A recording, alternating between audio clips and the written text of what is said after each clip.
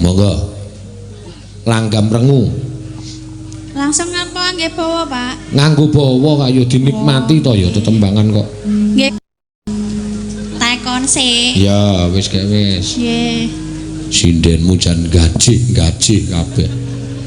Ha iki sok besar payu larang ki nek iki. Padake sapi wae. Ya, mangga. Mamanise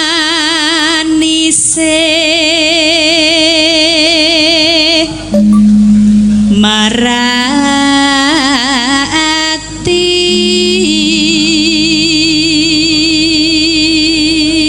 neno bacane mong prasaja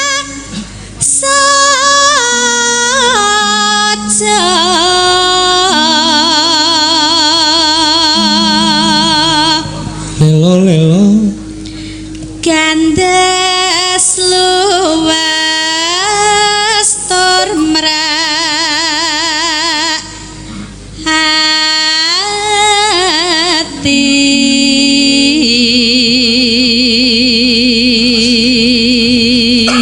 sesuk tanggal 30 November sowan mrene meneh no. Oh iya sini Bali Dinas Pariwisata neng apa gedung apa mau Jalan Kenari, oh kota, jarine ngono mau fake, oh iya, wis mula tak catet. Ha nek sesuk kuwi lakone Bagong ngamuk no, oh iya, iya. Aku ki mbuh kok nganti ro wiyaga dunekke 3 sasi kok mengadol Bagong. Oh. Lah witekno njaluke kuwi terus sing nanggap. Ya.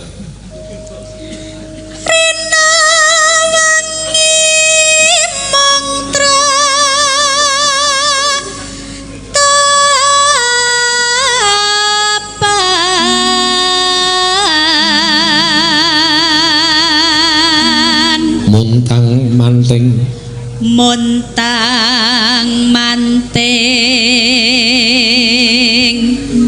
tanjena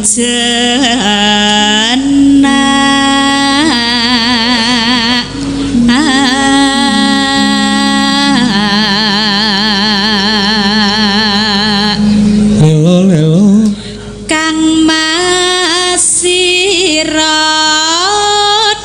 wong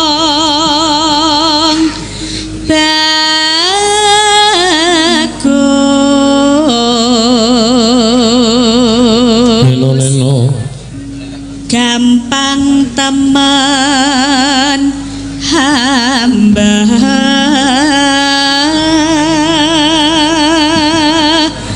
beda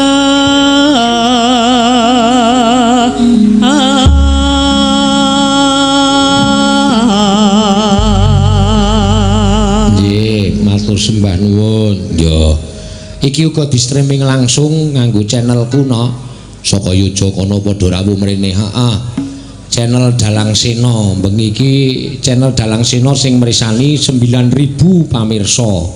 PWKS Live sing mirsani 5.600 pamirsa. Dadi totali 14.000 wong sak donya sing padha nonton pekeliran iki no. Wah, iya. Monggo, Mbak. None